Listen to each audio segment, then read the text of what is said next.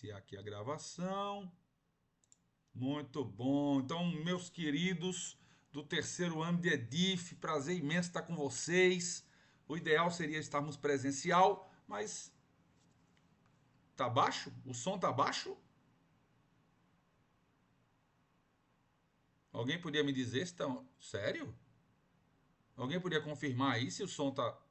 Eu acho que deve ser o seu celular, não, Aisha? Tá Ou o seu computador? baixo. Quer dizer, não tá tanto, professor. Dá para escutar, mas tipo, tá mais baixo do que dos outros professores, em E comparação. agora? Pra mim tá Melhorou? normal. E agora? Pra mim tá normal aqui. Tá normal, né? Eu tô com o volume no máximo aqui. Normal. O meu tá é alto, ó. Vê se vocês regulam então aí o de vocês aí, se não é aí o celular ou o computador. Porque eu tô com o volume no máximo aqui. Tá bom?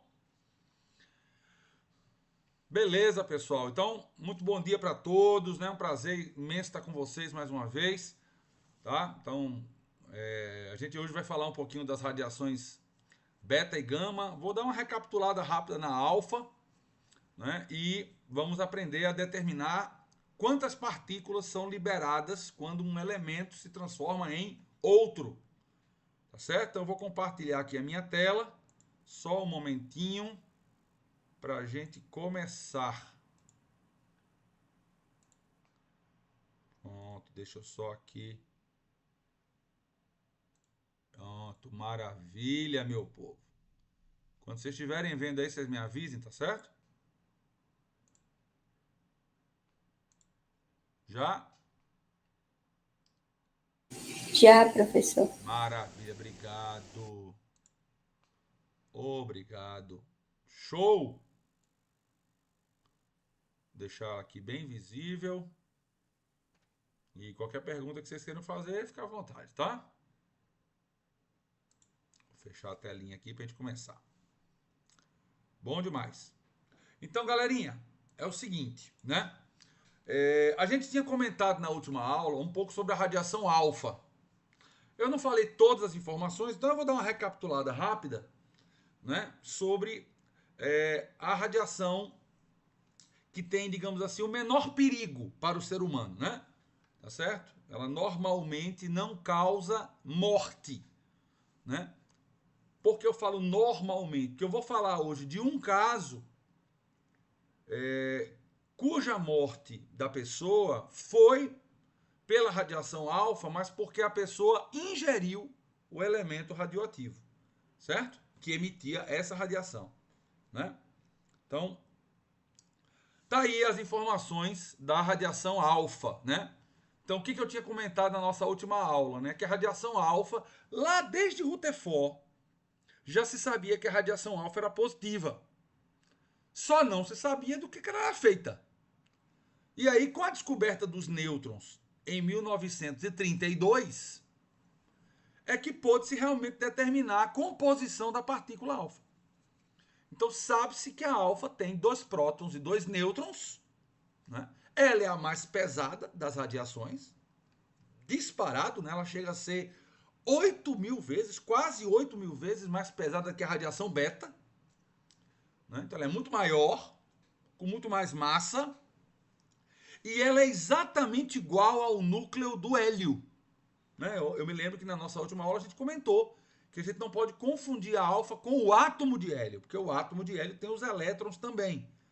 Mas a gente pode fazer a comparação da alfa com o núcleo do hélio. Né? Pelo fato dela ser mais pesada do que as outras, ela vai ter uma velocidade de propagação menor.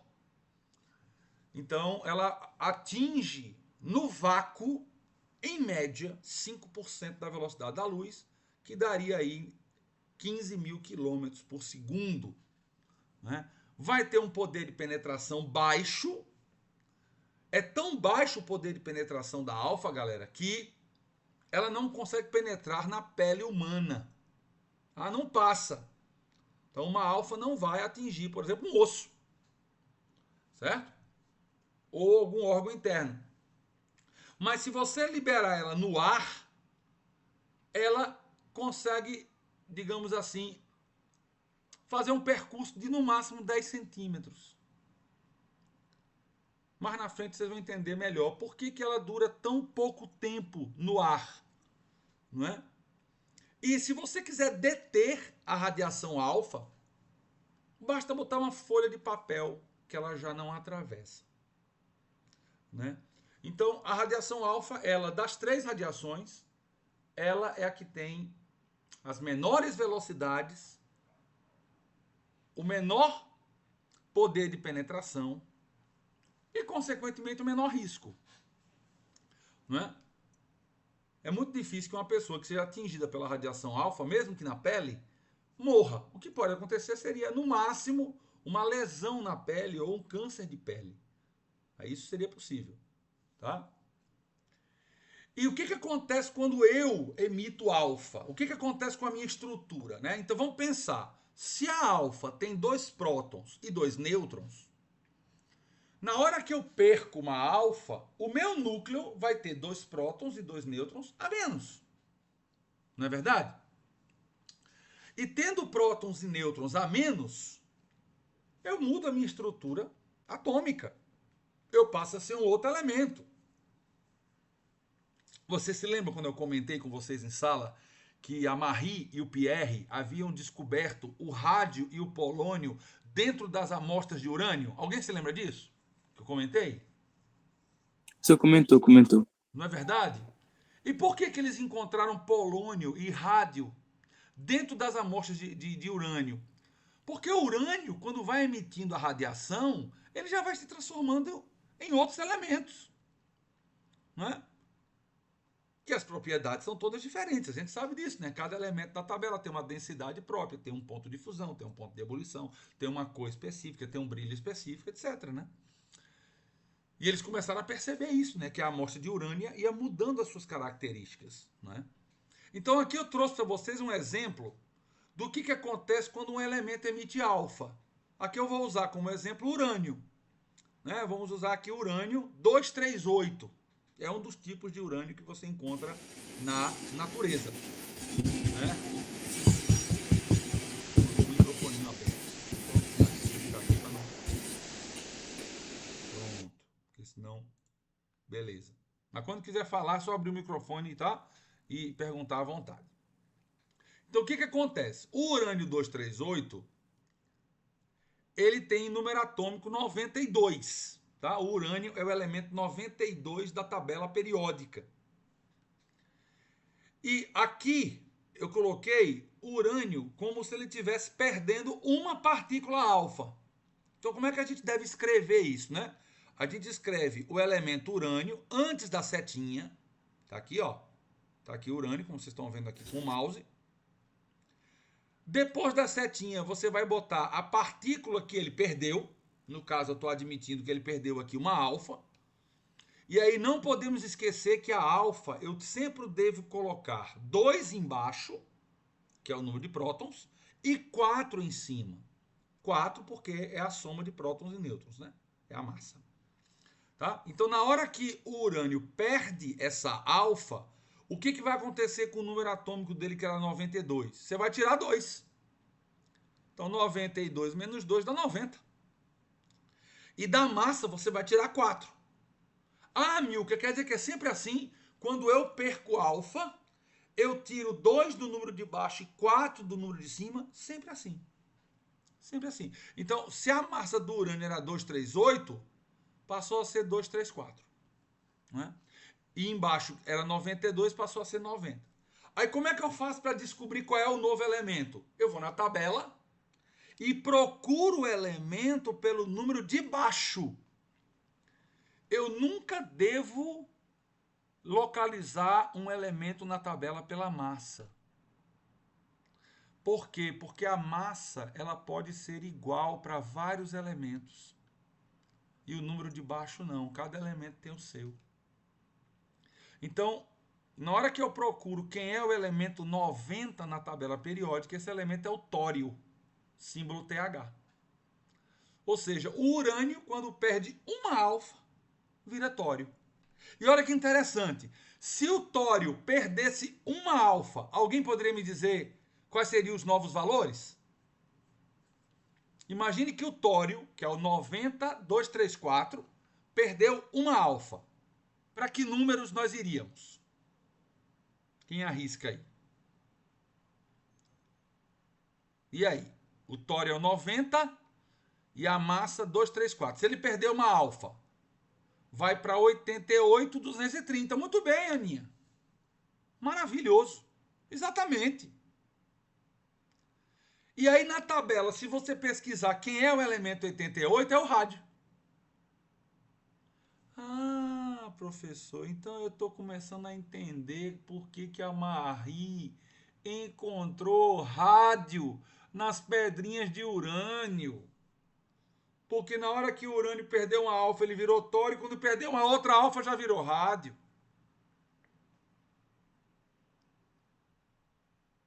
Rapaz, fantástico. Beleza? Então, recapitulando um pouquinho, exatamente, por isso que ela encontrou o rádio no urânio. E depois, o que acontece com o rádio? Ele emite uma alfa, né? Ou uma beta, a gente não sabe, mas ele vai emitindo, vai se transformando no outro elemento, lá no final vai gerar o polônio, que eles encontraram também nas amostras. Não é? Incrível. Espetacular, né? Então essas são as informações que a gente deve lembrar da radiação alfa, beleza? Tá? Nunca esquecer de como é que a gente representa, como é que a gente deve escrever a emissão da alfa, que ela é a mais pesada, é a mais lenta, é a que tem o menor poder de penetração. Mas tem um caso na história de um espião russo chamado Alexander Litvinenko. Eu vou escrever aqui no chat.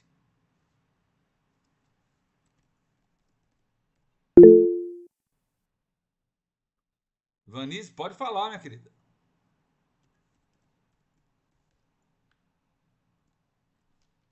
Tá aí, ó.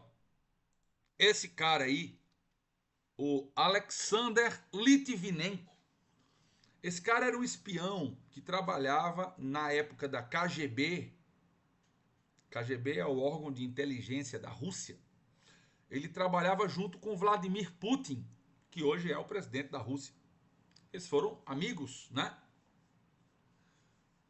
Só que ele, por ser espião, terminou começando a ser perseguido pelo governo russo e fugiu para Londres. Se refugiou, pediu asilo em Londres, ficou escondido lá por algum tempo. E o Vladimir Putin descobriu que ele estava em Londres e mandou uma pessoa falar com ele como se fosse amigo dele. Na verdade, o Litvinenko tinha muitos segredos da antiga KGB e não era interessante que ele pudesse depois vender talvez essas informações para alguém, né? Então a ideia do Putin era matar o Litvinenko. Para não ficar uma coisa muito na cara, ele mandou uma pessoa e essa pessoa conseguiu ganhar a confiança do Litvinenko. E um dia o Litvinenko convidou ele para casa dele. Coisa de filme mesmo. Inclusive tem um livro, né? O livro escrito pela esposa do Litvinenko, chamado O Último Dissidente. E, para fechar a história, esse cara aproveitou um momento de descuido do Litvinenko lá e colocou um pozinho de polônio dentro do chá do Litvinenko. E o Litvinenko tomou esse chá com polônio radioativo. Bem, você já deve ter imaginado o que aconteceu, né? Então, depois, se vocês pesquisarem as imagens, se vocês botarem Litvinenko no Google, vocês vão ver a imagem de como ele ficou alguns dias depois, né? Ele foi internado com envenenamento por polônio, e aí não tinha muito o que fazer, porque o polônio estava dentro do corpo dele, emitindo radiação para tudo que é canto. E numa das imagens dele, ele parece assim um velhinho de 70 anos de idade, e ele tinha acho que 40 e poucos anos, né? Ou seja, a radiação acabou com ele, tá? Então esse é um caso em que o elemento radioativo foi ingerido, né? O que aconteceu, inclusive, com aquela menininha lá, a Lady das Neves, né? Naquele acidente do Césio 137 que aconteceu em Goiânia, né? Aquele acidente, houve a ingestão do Césio pela menina, e ela realmente faleceu alguns dias depois, né? Então, eu estou colocando esse caso porque assim, a partícula alfa, ela historicamente não causa morte. Mas nesse caso específico do espião russo, houve essa situação em que ele ingeriu.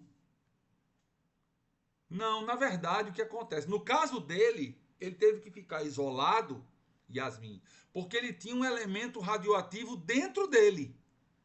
Então ele passou a ser uma fonte de emissão de radiação, né? Ele teve que realmente ficar completamente isolado. Mas se você pegar radiação, você não passa para ninguém. Entendeu? O caso dele é porque ele ingeriu o elemento radioativo, né?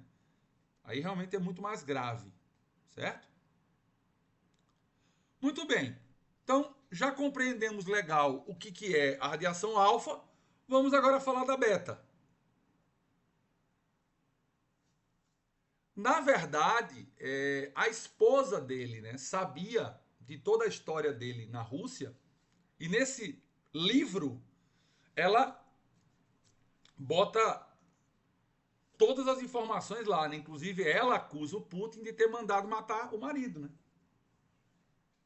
Entendeu? Então esse livro chama-se, você encontra esse livro, né? É um livro maravilhoso, chama-se O Último Dissidente, escrito pela, nome do livro, O Último Dissidente, escrito pela esposa do Alexander Litvinenko, certo? Fica aí a dica de leitura. Sempre que puder eu vou passar para vocês uma dica. Isso, uma dica de leitura, que é legal, porque traz, né, mais informação, mais conhecimento, às vezes é uma história que a gente fica ali ligadaço, né? Não sei se aconteceu isso com você, mas quando eu pego um livro que é de massa assim, eu fico, né, devorando o livro enquanto não terminar, né? Muito bem. Só que tem um detalhe legal, olha só, a partícula alfa é positiva, correto? Sim ou não? Partícula alfa é positiva, sim ou não? Sim, né? Partícula alfa a gente já sabe que é positiva. A beta não é negativa? Não é? A gente não já falou sobre isso, né? Mas vamos pensar a respeito. Como é que a partícula beta é negativa e sai do núcleo se no núcleo não tem nada negativo? Tem os prótons que são positivos e os nêutrons que são neutros. Quando eu dei aquela aula sobre a radiação alfa e beta, né? Aquela descoberta do Rutherford, ninguém me questionou. Eu falei, ó, a alfa é positiva, sai do núcleo, a beta é negativa, sai do núcleo. Ninguém falou nada, todo mundo aceitou. Por que vocês aceitaram aquela informação? Eu não podia estar falando ali uma besteira? Ah, mas a Milka não ia falar uma besteira. Por que não? Porque eu estudei, né? Que eu sou professor. E professor não erra não, né? Professor nunca erra, né? Ai, eu me divirto. E a gente confia no senhor. Boa. E é importante. Na hora que perder a confiança, a gente não sabia. Se o senhor falou, tá falado, né? As respostas são ótimas. Né? Graças a Deus que eu estudei, né? Senão eu tava falando um bocado de besteira. Mas o que acontece, galera? Mas não é estranho, né? Vamos pensar agora, vamos pensar racionalmente. Não pense com a emoção, não. Pense com a razão. O que tem no núcleo? Os prótons, que são positivos, e os nêutrons, que são neutros. Aí do núcleo sai um negócio negativo, que é a beta. Como é que pode? Como é que pode? É estranho pra caramba, né? Mas hoje vocês vão saber como é que isso é possível. É possível, pessoal. Por incrível que possa parecer, é possível. E para que a gente possa entender a emissão da partícula beta, prestem muita atenção nesse momento. Se tiver um cachorro, um gato, uma criança chorando, pelo amor de Deus, nesse momento é o momento de total concentração para você entender. Eu vou precisar falar de um cara chamado Fermi. O Fermi, Enrico Fermi, é um italiano. Ele é um físico italiano, né? Um dos maiores físicos de todos os tempos. Esse cara, ele descobre como é que se produz a radiação beta. Né? E isso acontece, pessoal, na década de 30. Tá? Não esqueçamos que o nêutron foi descoberto em 32. Em 1934, ele já lança uma hipótese. Por quê? Vamos tentar entender, tá? O que ele começou a perceber? Que os elementos que emitiam beta, como é o caso do césio, como é o caso do rádio e de outros elementos, esse elemento, ao invés do número atômico cair, o número atômico aumenta. Por exemplo, se eu sou o césio e eu tenho 55 prótons, quando eu emito uma beta, eu vou para 56. E ele começou a perceber isso, que todo elemento que emitia beta, o número atômico não caía. Como é o caso da alfa, né, que a gente falou há pouco. O número atômico subia uma unidade. E para agravar mais a situação, a massa não mudava. Pronto, agora aí lascou. Ou seja, o camarada muda o número atômico para mais e a massa não muda. Qual foi a lógica dele? Ele pensou assim, peraí, lá no núcleo tem prótons e nêutrons. Se aumentar um próton e a massa não mudar, é sinal de que saiu um nêutron. Sim ou não? Concorda comigo? Não é verdade? Eu tenho uma massa que é a soma de prótons e nêutrons. Se aumentar um próton e a massa não mudar, tem que sair um nêutron. Não é verdade?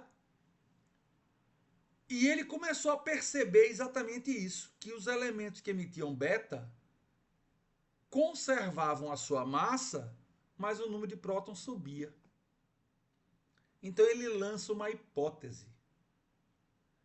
E nesta hipótese, galera, o nêutron está se transformando num próton.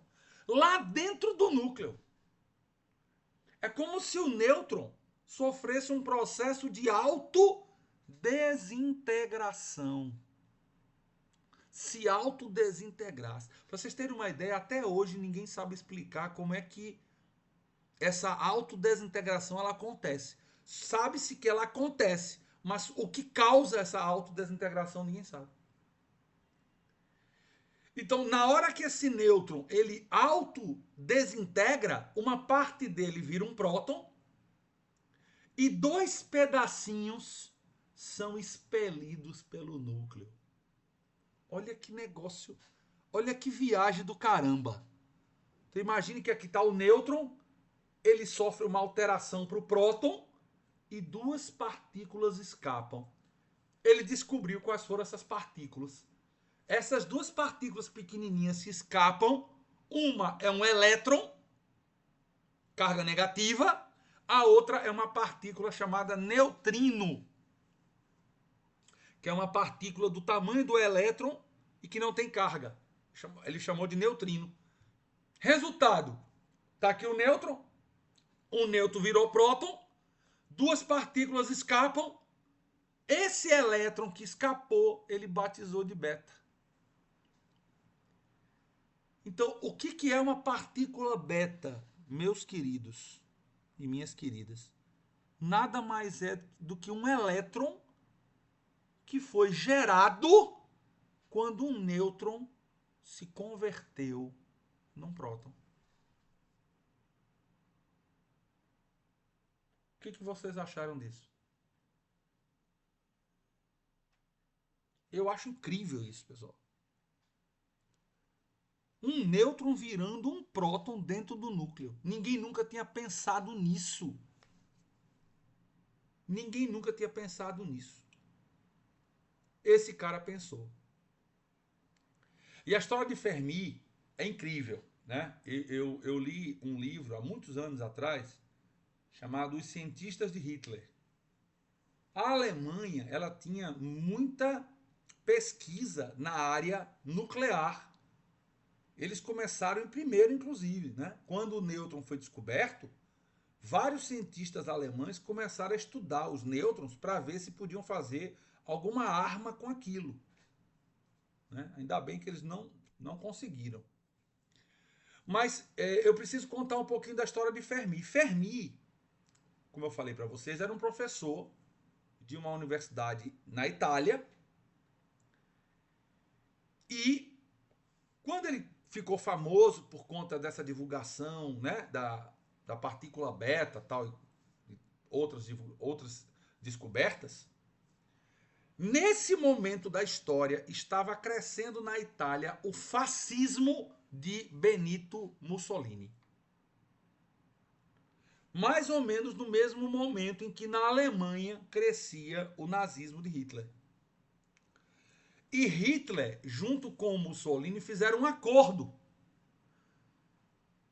né? Não só do crescimento do nazismo e do fascismo, mas de perseguição aos judeus que viviam dentro desses países.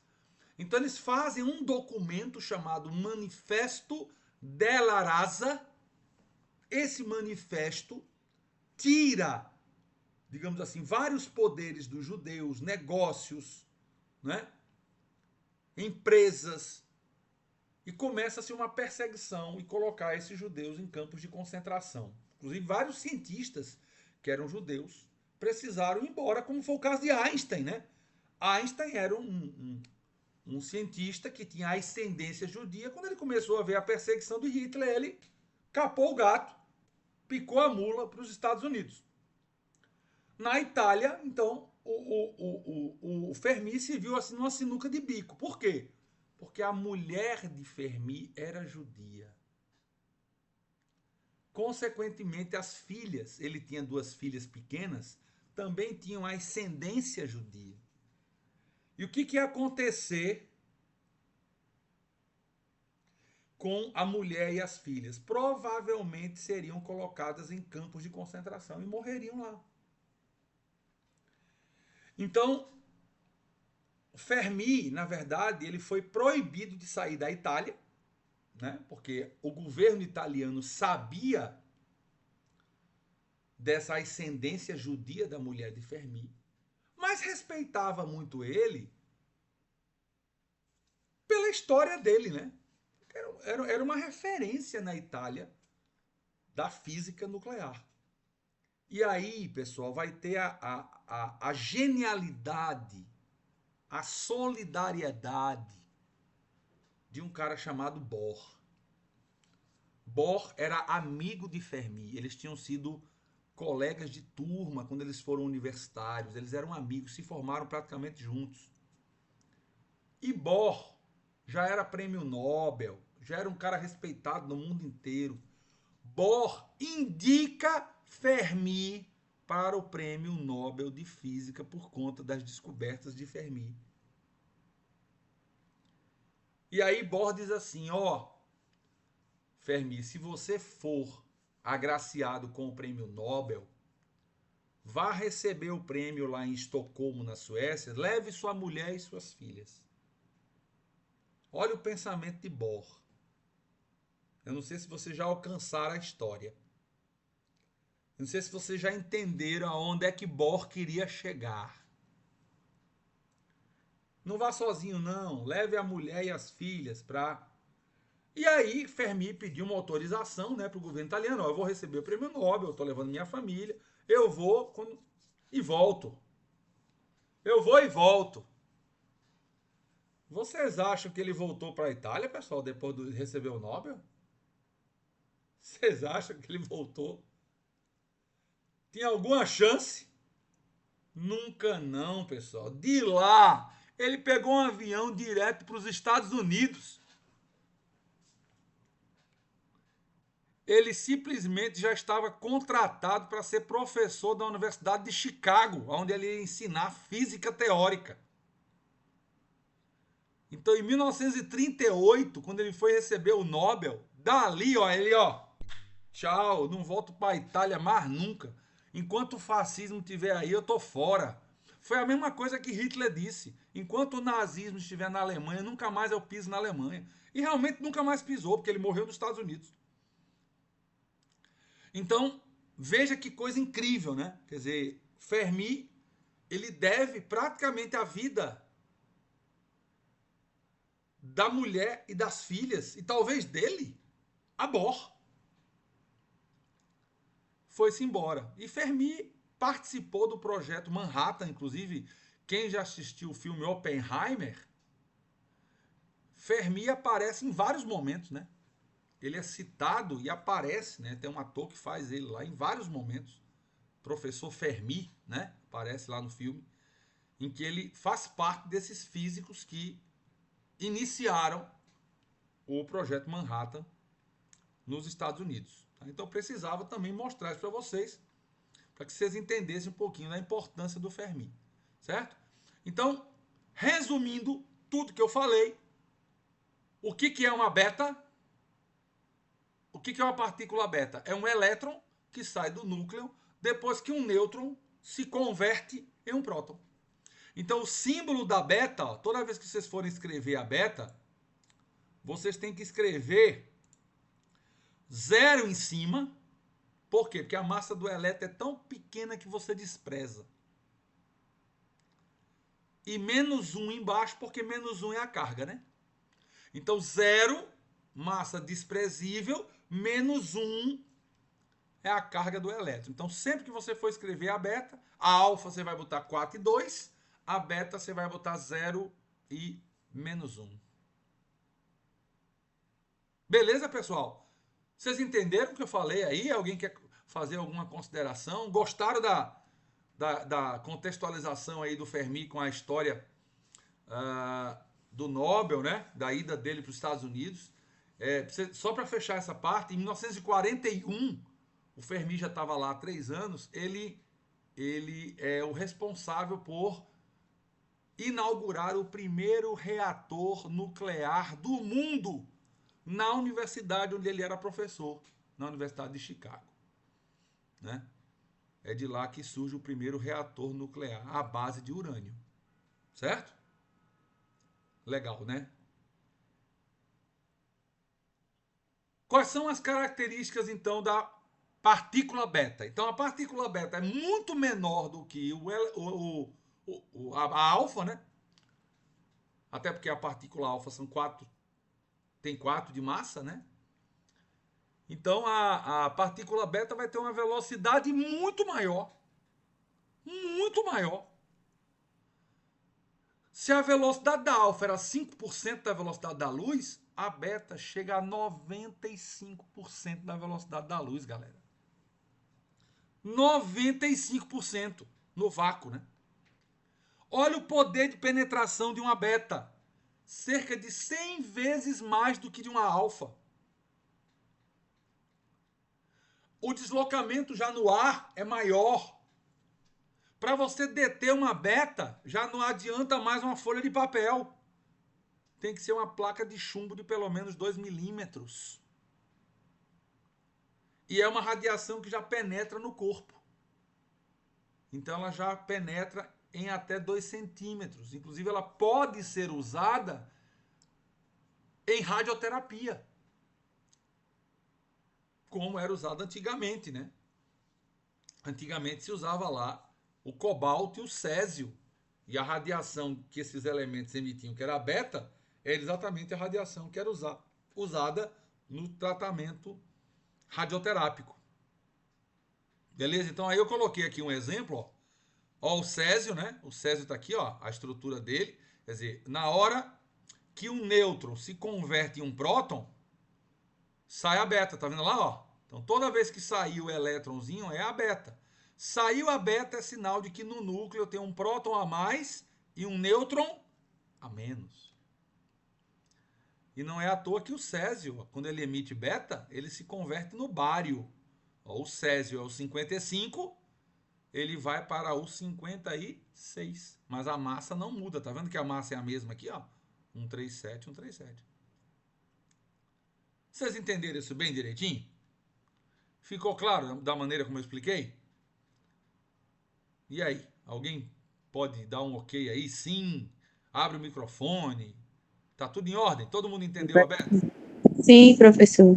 Maravilha. Professor, Então, muito show, né? Então hoje professor, você já...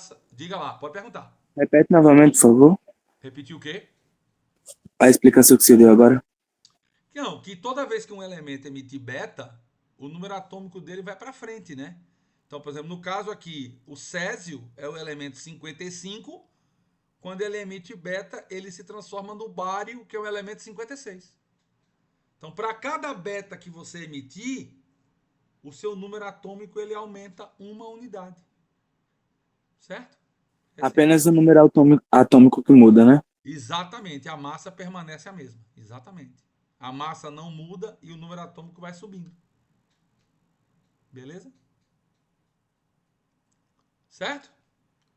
Então, em relação a beta, era isso que a gente queria falar, né, para vocês. Em relação a gama, pessoal, gama, a história é outra. Por quê? Porque na radiação gama não é de forma partícula, né? Não é a emissão na forma de partícula, né? As ondas gama, né, é que são liberadas. A radiação gama ela não tem massa, ela não tem carga. Tá? Tanto é que se você emitir uma radiação gama e ela passar dentro daquelas placas positivas e negativas, ela não desvia, ela passa reto, né? E o grande problema da radiação gama é a alta energia que ela transporta. Quando vocês estiverem estudando a parte de ondas, com a turma da física, vocês vão ver que existe uma relação de proporção inversa entre o tamanho da onda e a energia que ela transporta. Quanto menor for a onda, mais energia aquela onda transmite. Pra vocês terem uma ideia, as ondas gama são 1000 vezes menores do que o raio-x, que é onda também. As ondas de raio-x são cerca de 1000 vezes maiores do que as ondas gama. Então, como a radiação gama ela se propaga com ondas pequenininhas, ela transporta muita energia. E qual é o problema dessa energia? Que se essa energia entrar, por exemplo, numa célula, ela pode, inclusive, destruir o DNA da célula. Né? Então, esse é um problema da radiação gama comparado com as radiações alfa e beta, que são partículas, né? Então, nunca você vai dizer partícula gama. Você vai falar de ondas gama, certo? Então, é uma radiação na forma de onda, ela se propaga com uma energia muito alta, ela vai ter exatamente a velocidade da luz, então ela vai se propagar a 300 mil quilômetros por segundo. Poder de penetração dela é imenso, então ela atravessa o corpo de uma pessoa. Não tem nada no nosso corpo que detenha, né? Para você deter a radiação gama, você tem que fazer uma placa de chumbo de 2 centímetros. Normalmente os países que têm abrigos nucleares, eles têm placas de chumbo no meio do concreto, que é exatamente para não ter risco de, numa explosão nuclear, a radiação gama entrar ali naquele ambiente, né? Agora, é uma radiação que também pode ajudar no tratamento do câncer, né? Esterilização de alimentos, de equipamentos, e depois que você esteriliza, a radiação não fica lá não, entendeu? Então, não tem só o lado ruim da coisa, né? Agora, óbvio, na história, né, das bombas atômicas de Hiroshima e Nagasaki, principalmente, a gente vai ter centenas de milhares de pessoas que ao longo dos anos morreram por conta da radiação gama. Chernobyl também é a mesma coisa, né? Certo? Agora, um detalhe muito importante, que eu coloquei inclusive em amarelo aí embaixo, para ninguém esquecer. Um elemento para emitir radiação gama é sinal de que ele já emitiu ou alfa ou beta antes. Certo? Então não existe nenhum elemento que emita só gama. Tá? Ele emite alfa, aí vai transmutar, né, para outro elemento, ou emite beta, e nessa emissão de alfa ou de beta, ele libera gama. Então, na verdade, nós temos 4 possíveis emissões. Existem elementos que só emitem alfa, é o caso do polônio, por exemplo.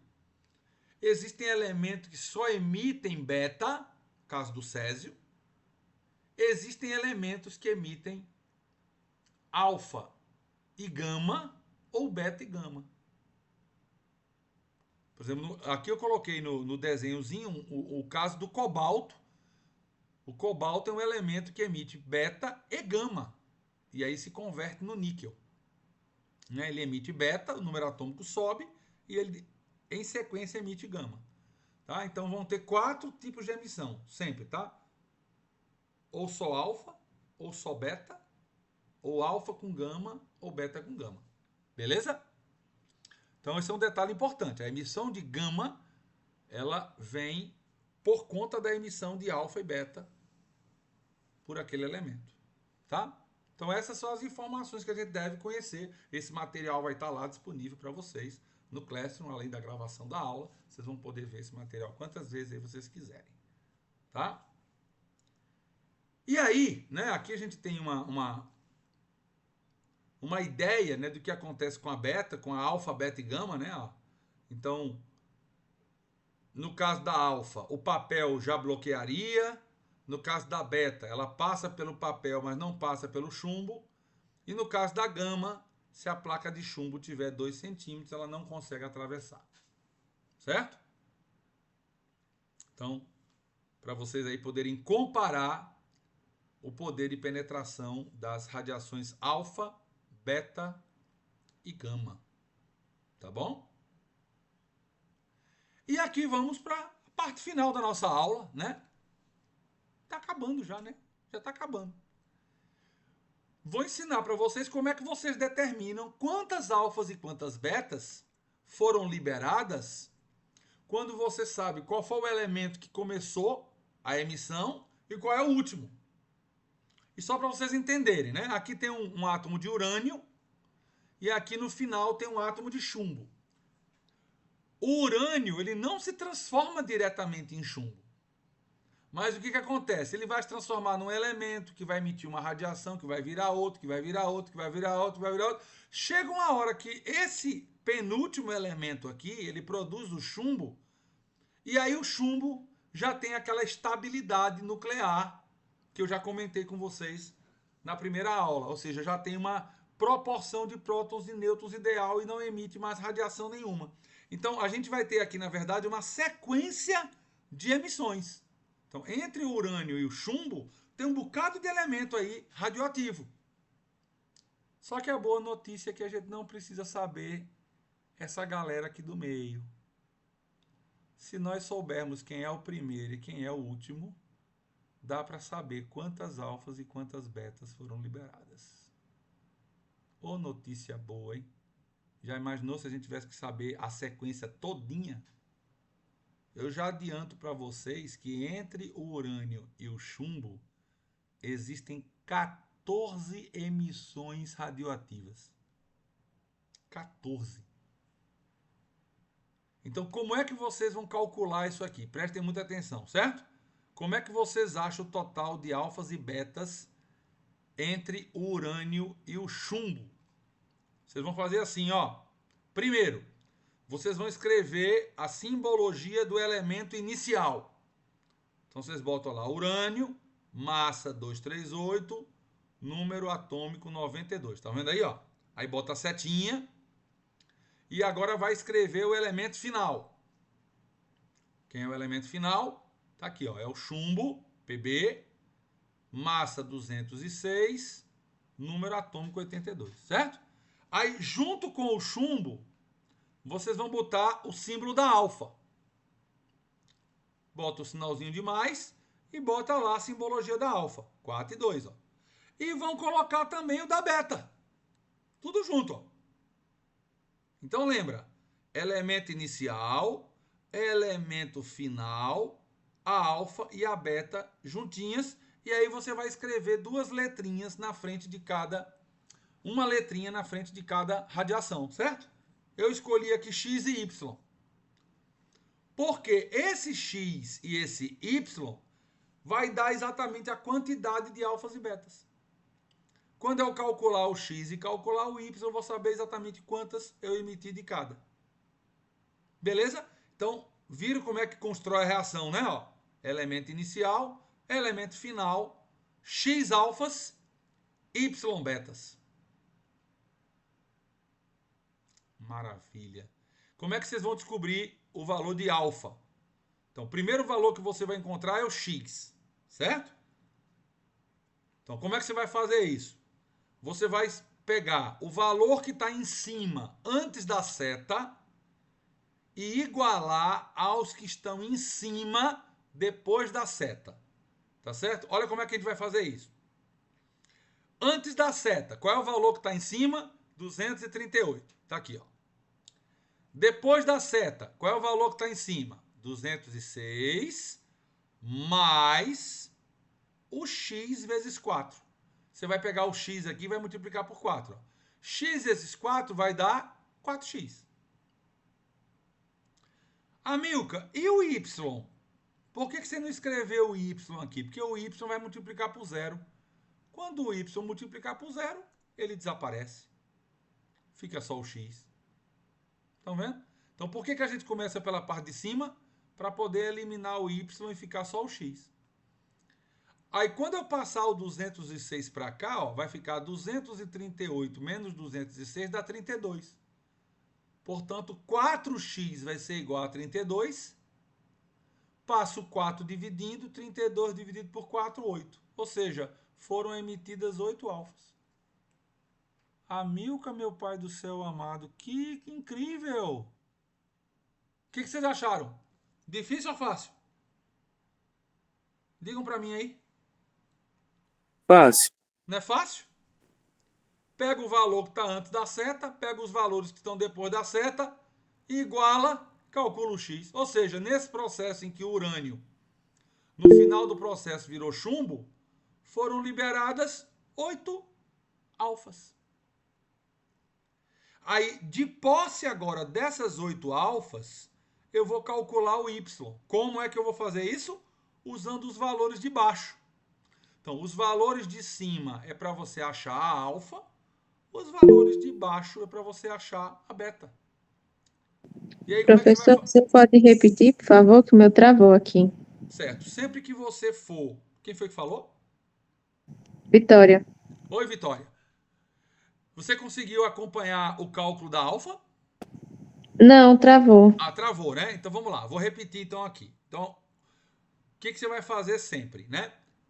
Aqui está a reaçãozinha em que o urânio está virando chumbo. Aí a gente não sabe quantas alfas foram liberadas, nem quantas betas. Certo?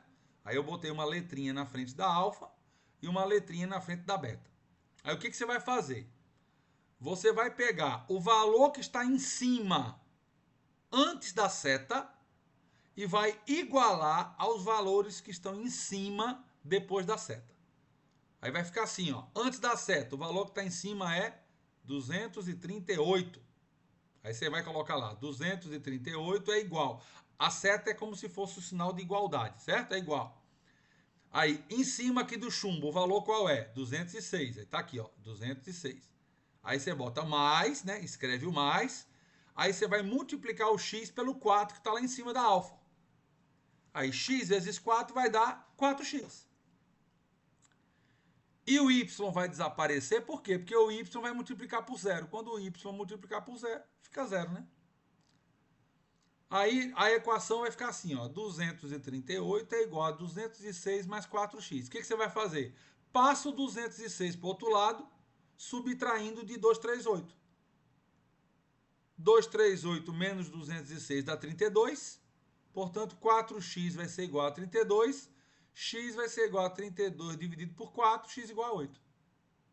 Tá vendo? Ah, ok, entendi. Ou seja, você acabou de descobrir quantas alfas foram produzidas. Foram 8 alfas. Certo? Aí, com o valor da alfa, você agora vai calcular o da beta. Você agora tem que calcular o y, né, que está faltando, né? Como é que você vai calcular esse y, galera? Você vai usar os valores de baixo. Aí você vai pegar lá, quem é que está antes da seta embaixo? 92. Aí bota o igual.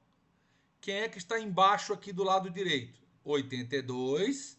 Aí, mais. Aí, olha que legal. Por que eu escrevi 16 aqui? Quantas alfas foram liberadas? Quantas alfas foram liberadas, galera? Foram 8? 8. 8 vezes 2 dá quanto? Ó? Aí você vai pegar 8 e vai multiplicar por 2. 8 vezes 2 vai dar 16. Tá aqui, ó. Então, já de posse aqui do 8, ó, 8 vezes 2, 16. Y vezes menos 1 vai dar menos Y. Certo? Ó, y vezes menos 1 dá menos Y. O Y que está negativo, eu passo para o outro lado positivo. Foi o que eu fiz aqui, ó. Passei para o lado de cá. Somo 82 com 16 dá 98. E esse 98 eu subtraio de 92 que vai dar 6. Ou seja, significa dizer que neste processo foram liberadas 8 alfas e 6 betas. E você matou a charadinha. É sempre assim. Sempre que você tiver o elemento que inicia e o elemento que finaliza, você tem como encontrar o total de alfas e o total de betas. Todo mundo entendeu? Sim. Não é fácil? Então, é só a maneira de construir a reação e depois você calcula primeiro a alfa para depois calcular a beta. É isso, galera. É isso. Então, espero realmente que vocês tenham aproveitado bastante, né? O que a gente trabalhou com vocês hoje. Prazer imenso aí estar com vocês aqui. Compartilhar um pouco da radioatividade, da história, né? Falei um pouquinho da história de Fermi, né? Uma história incrível, né? E vocês conheceram hoje um pouquinho das radiações beta e gama e de como a gente calcula a quantidade de alfas e betas quando a gente conhece o primeiro e o último elemento de uma sequência de emissões radioativas. Beleza pura? Alguém quer fazer alguma pergunta? Todo mundo entendeu? Foi tudo joinha, joinha? Eita! Então, um bando de joinha aí, Eduarda. Que maravilha! Então, meus queridos, beijo no coração. Até a próxima aula. Espero que vocês tenham gostado do assunto. Valeu. Até a próxima. Tudo de bom. Tchau, tchau.